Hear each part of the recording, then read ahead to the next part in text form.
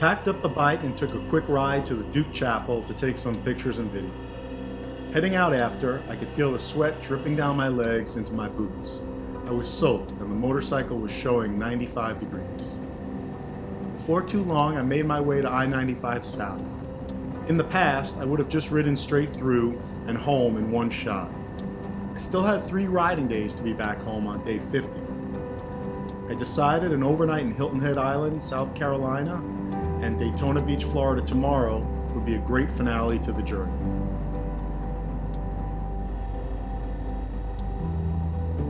Arriving in Hilton Head, I found a hotel, paid way too much, and unloaded the bike.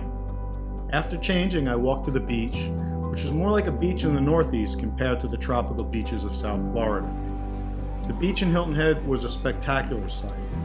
The distance on the sand to the ocean was quite significant. It made for a really beautiful view.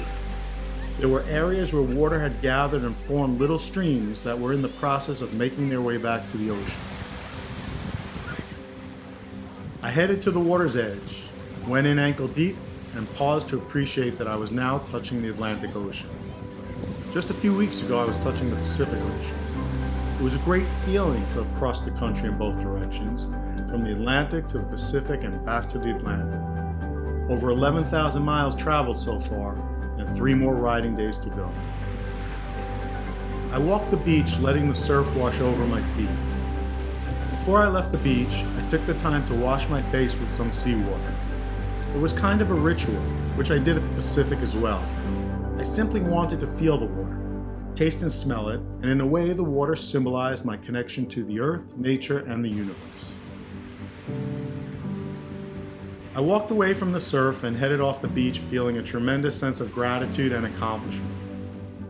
It was a warm evening and I strolled around observing all the tourists having fun. There was live music outdoors at many places and the vibe in the streets was nice.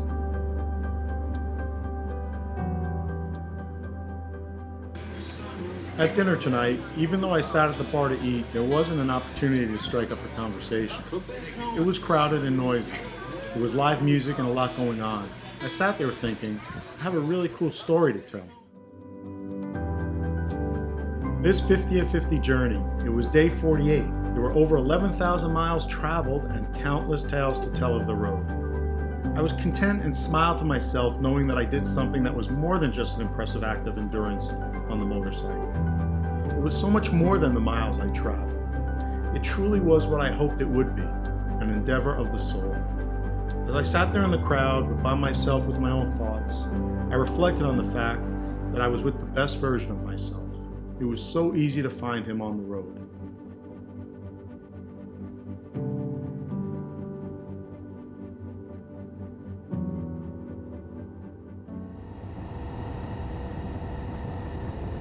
I took back roads once I left Hilton Head Island. I didn't want to jump on I-95 South just yet. It was a nice route through some smaller Carolina towns in the direction of Savannah, Georgia. Right around there, I jumped on I-95 and made my way south. Passing through Georgia rather briefly, I was now crossing the Florida state line. I was in my home state.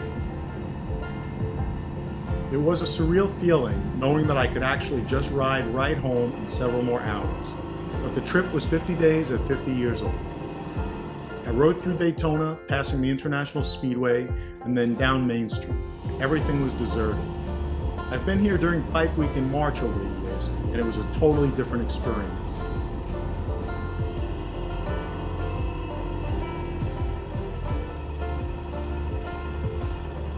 I had booked a nice hotel on the beach in Daytona Shores to celebrate the last night on the road. After having some lunch at the outdoor tiki bar, I went down to the beach. The water was warm and I was happy to dive in and wash away the sweat of the ride. The view was the typical Florida beach view, spectacular, tropical, and it was comforting to be close to home. It was good that the last few days haven't been high mileage days and a rush to get home. I've paced it well, and the cadence of my riding days gave me the time to accept the fact that the trip was ending. I was excited to get home and see my wife, the dog, and the family. When I thought about it, the trip wasn't really ending tomorrow. The riding part was, but I would be reliving the trip for weeks to come. It would give me a chance to maintain the connection to the experience and also to reflect on it in a deeper way. I was looking forward to being home for all the reasons one would expect, but I was also looking forward to being home and having the time to truly process the journey as much as one can for an endeavor like this.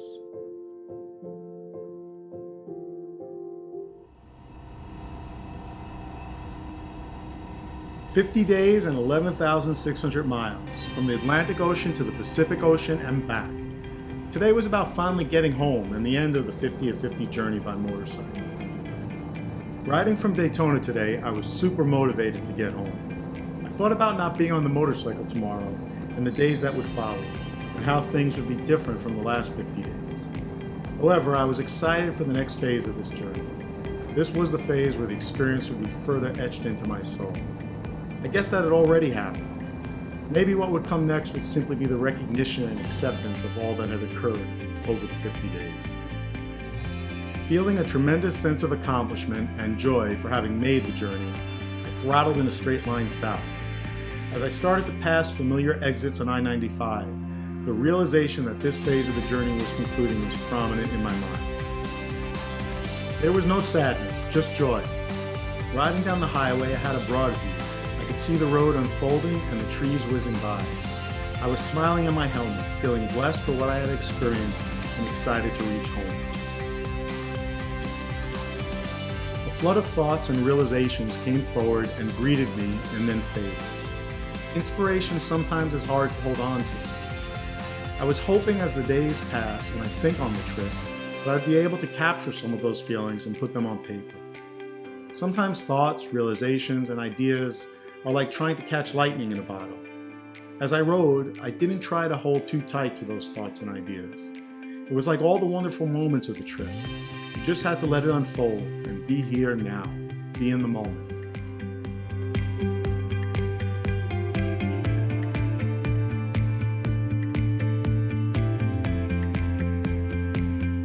I decided to delay my arrival at home to head to the ocean one more time. Heading to downtown Delray and then on A1A, which was one last opportunity to pause, see the Atlantic Ocean, and feel some gratitude for the entire gift that this journey has been. On this trip, whenever there had been an idea to seize a moment, I had taken that turn or made the stop.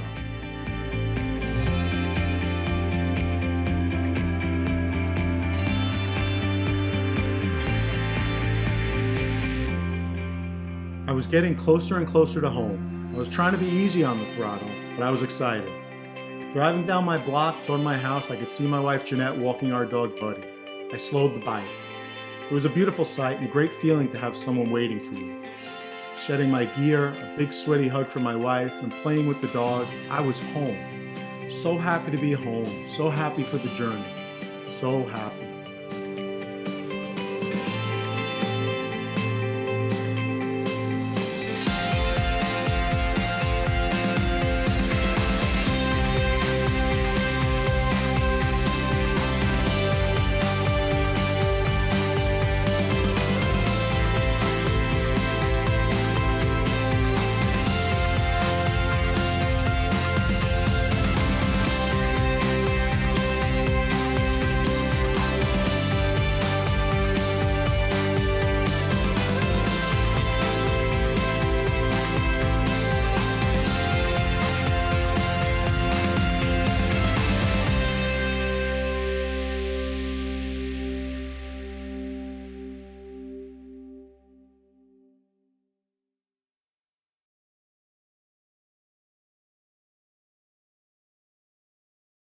Hello, fellow travelers. 50 days at 50 years old.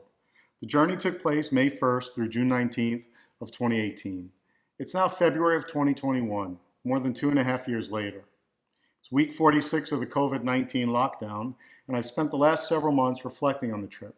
It still feels like a dream. Even when I got home in the weeks and months that followed the trip, it felt like a dream. Was it a dream? I had been back at home for just shy of 1 week.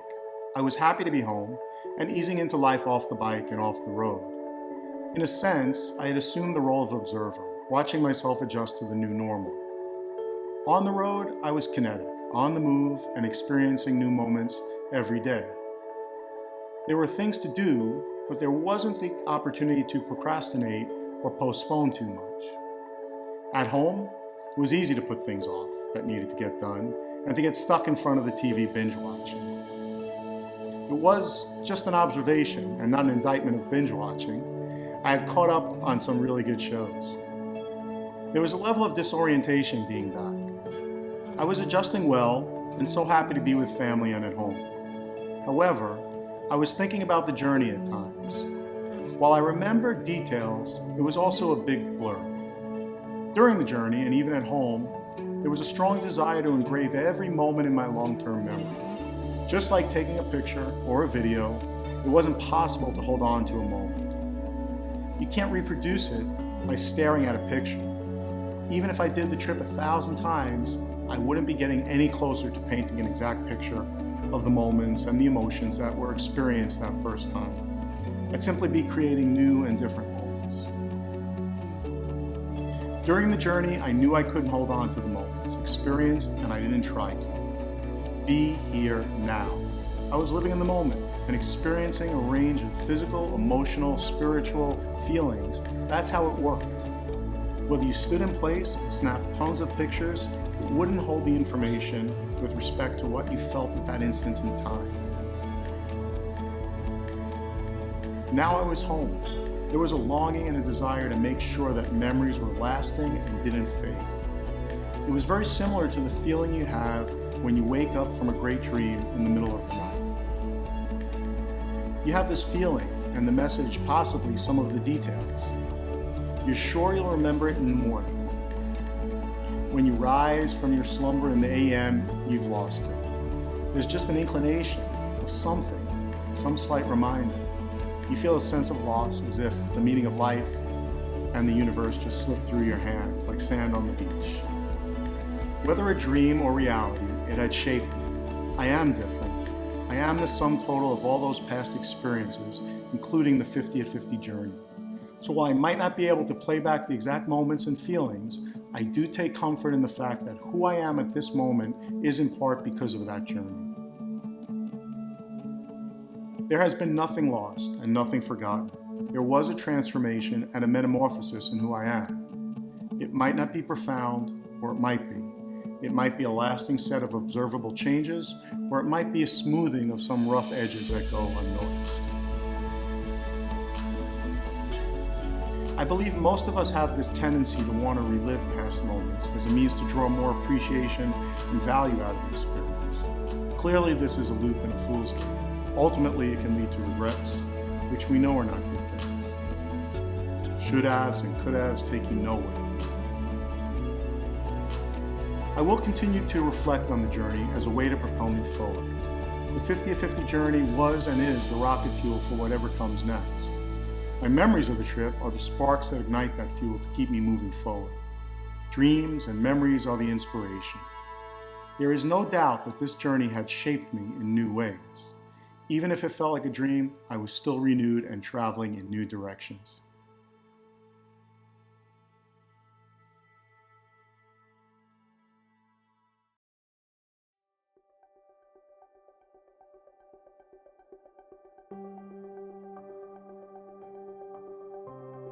It was July 19th, 2018, 1 month since I returned on June the 19th. It was interesting how long ago the journey had seemed. There remain many vivid memories and feelings from the trip that continue to carry my thoughts and dreams forward. There was also so much of it that was a blur. Thinking about the journey reminded me of how fulfilled and happy I felt during those 50 days. It wasn't a perpetual euphoria. I'm not trying to rewrite history or romanticize what I experienced.